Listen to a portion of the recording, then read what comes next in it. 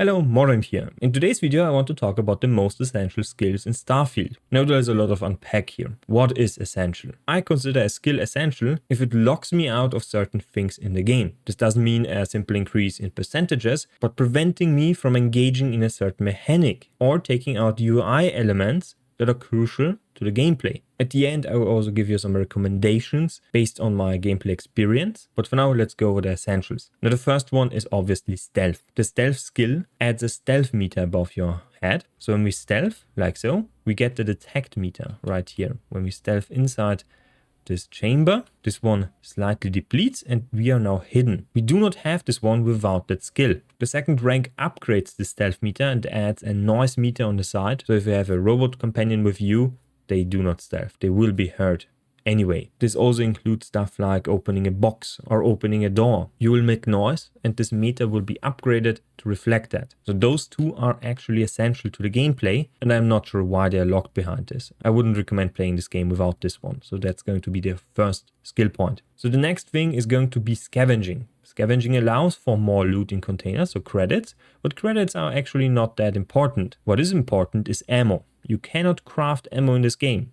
So having extra chances to find ammo in boxes in any container is going to be huge for your playthrough. Having scavenger is essential. I cannot stress this enough. Ammo costs a lot, is limited in the game. You will not be able to craft it. You need to find it. So having that extra chance for the ammo is huge. The next one is going to be in the tech tree, security. At the base skill level, you will be able to lockpick novice level locks. But after just a few hours of playtime, you will come across advanced, experts, master level and so on locks. Those can only be opened and even attempted to be opened with the security skill. It is crucial that you pick this one up. You cannot open doors, you cannot open containers, you cannot progress specific dungeons without this trait. It is mandatory. Those aren't considered the most crucial ones.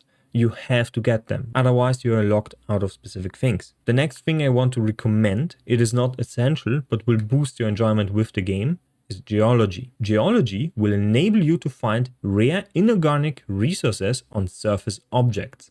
This means if you mine something, you can find rare materials. Those materials are necessary to upgrade your weapons, to upgrade your armor, to install modules. You will be able to craft a lot more things more freely because you have those resources available to you. It is not necessary, but I highly advise you to grab this one. Actually, the whole tree is amazing. You get weapon engineering, you get spacesuit design, you get botany, so getting more resources out of organic materials, meaning plants. You get more info and so on and so forth. Medicine is also really nice to have. Heals you faster. You're going to use a lot of med packs. So having that extra 10% and that extra 10% faster healing is going to come in huge. There's a lot to unpack in this specific science tree. So look through this one because those skills are really amazing. The combat tree I consider a trap. You can boost your pistol damage by 10, 25, 50%, but early on you don't really need that. You're going to find a lot of items, a lot of weapons that are going to improve your damage anyway. So having that 10% extra damage is not going to really change your gameplay much. Later on you will find some really nice perks, like for example the sniper certification, which gives your sniper weapons better handling. So those are considerably better,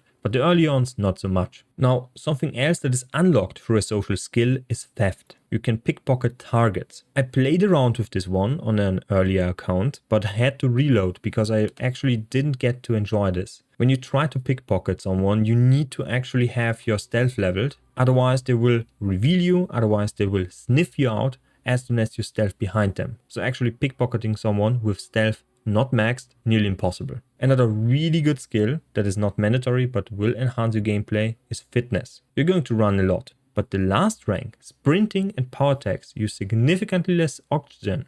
Is going to come in huge. You're going to enjoy the game much more. So getting this one early will improve your enjoyment. It is not necessary, but it enhances the gameplay. So weightlifting looks to be actually really good. However, this one, the 10 kilograms, 25 kilograms, 50 kilograms, is not going to come in huge at all.